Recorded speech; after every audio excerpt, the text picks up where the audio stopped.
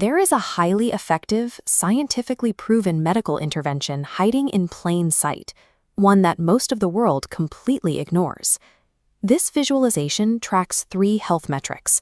When applied, blood pressure drops, major depression risk falls, and cognitive decline, including Alzheimer's, slows down. Medical treatment achieves those numbers, we first have to examine the invisible disease it is designed to cure. That condition is loneliness. It is frequently dismissed as a melancholy personality trait or a temporary state of sadness. Evolutionary biology presents a different picture. Loneliness operates as a severe biological alarm bell, functioning through the exact same neural pathways as hunger. Just as an empty stomach signals caloric starvation to keep an organism alive, the physical pain of isolation is an evolutionary warning. It signals that the body is starving for a basic biological requirement. This starvation is pervasive. It does not solely affect the elderly. Data shows it impacts up to 80% of young people at some point in their lives. This stylized global map illustrates the true scale. The massive highlighted densities represent roughly a quarter of the entire global population, all currently experiencing this condition. This widespread, persistent biological starvation acts as the hidden driver behind our modern spikes in both mental and physical decline. The damage from this unmet biological need starts in the mind.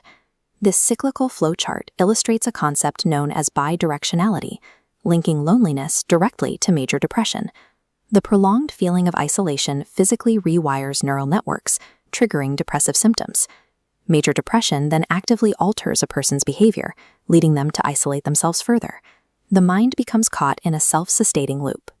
The longer it runs, the harder it becomes to escape. Yet, this psychological trap is only the first stage. Soon after, the mental distress triggers a widespread physical collapse. The body responds to chronic isolation as if it is under constant physical threat. Left untended, loneliness locks the nervous system into a permanent state of chronic, low-grade stress. This stress directly impairs cellular immunity, causing systemic inflammation and lowering antibody resistance. In the cardiovascular system, the constant physiological tension drives up peripheral resistance, dangerously elevating blood pressure over time. This split brain visualization compares a healthy neural structure to one subjected to long-term isolation. The isolated brain shows a degradation factor of 2, translating to more than double the risk of developing dementia and Alzheimer's disease. When the brain believes it is entirely alone in a hostile world, it commands the body to deprioritize its long-term survival systems.